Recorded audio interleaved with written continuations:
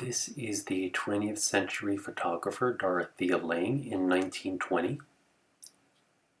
She was originally from the East Coast and she went to school in New York City. In 1917, she took a photography course at Columbia University with Clarence White. She later moved to California, and in this picture she is in San Francisco and she is 25 years old.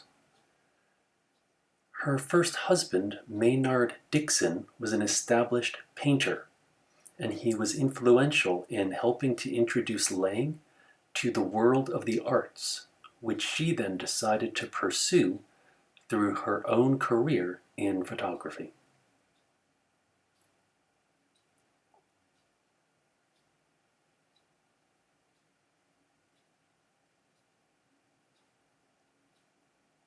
Dorothea Lange started her career in a studio taking portraits, but another defining and influential time for Lange was the Great Depression. During that time, she became more concerned with the suffering around her, and she transformed into a documentary photographer. Her documentary photographs are the main things that Lange is remembered for today. With the advent of the Great Depression, Lange began photographing the social issues around her, such as labor strikes, protests, migrant workers, and immigrants. This is a 1933 picture taken in the San Francisco Mission called White Angel Breadline. The White Angel was a soup kitchen organizer helping to feed the poor and the homeless.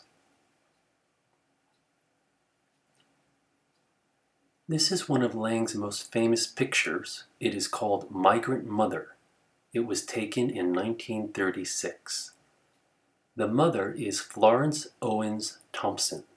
She and her family had come from the Dust Bowl states and were picking peas, among many other things, here in California in order to try and survive and make a living. Here is Dorothea Lange again in 1937 in Texas. And I just think it's fascinating to see that camera she's holding. It is very large, of course. And in fact, the cameras that Lange often had to work with were so large that she was often worried that she might wind up frightening or intimidating the very people that she wanted to photograph. Of course, at that time, people were less accustomed to photographs, photographers, and having their pictures taken.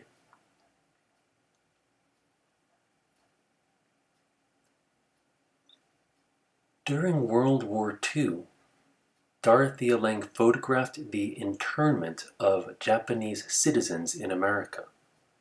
Unfortunately, the U.S. became suspicious of Japanese Americans after the Pearl Harbor attack. In this picture, called Enforcement of Executive Order 9066, you can see Japanese children forced to wear identification tags. This was taken in Hayward, California in 1942.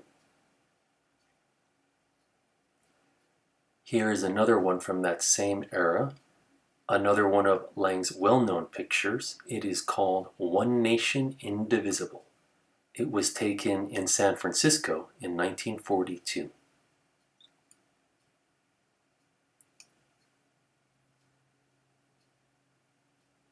And jumping into the next decade, we have another slice of American life, a 1956 picture called Older Woman with Extended Hand.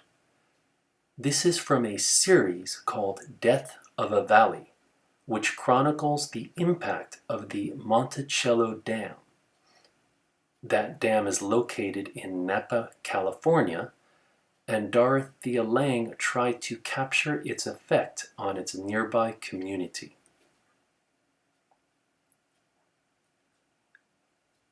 From the same Death of a Valley series, I find this to be a particularly haunting image.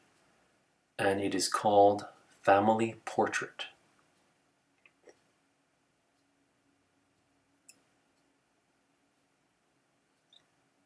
And another one from that same Death of a Valley series. This one is called Albert A. Mackenzie, Storekeeper. This image strikes me like a time capsule of a local store in the 1950s. And here's one more from the Death of a Valley series. This one is called White Horse. And one thing that I think is interesting here is that it shows that Dorothea Lange could capture animals in her photographs as well as people.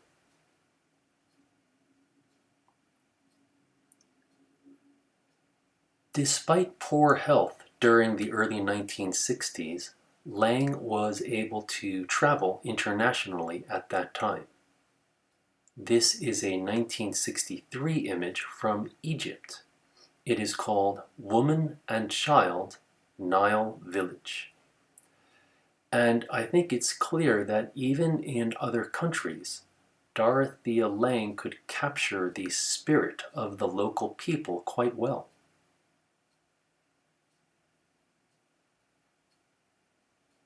This is another one from the same time. It is titled Egypt. And Lange's early experience with portraits seems to serve her well here, as it does in a lot of her work. The way the Middle Eastern woman on the right gazes through her veil straight into the camera is quite intense.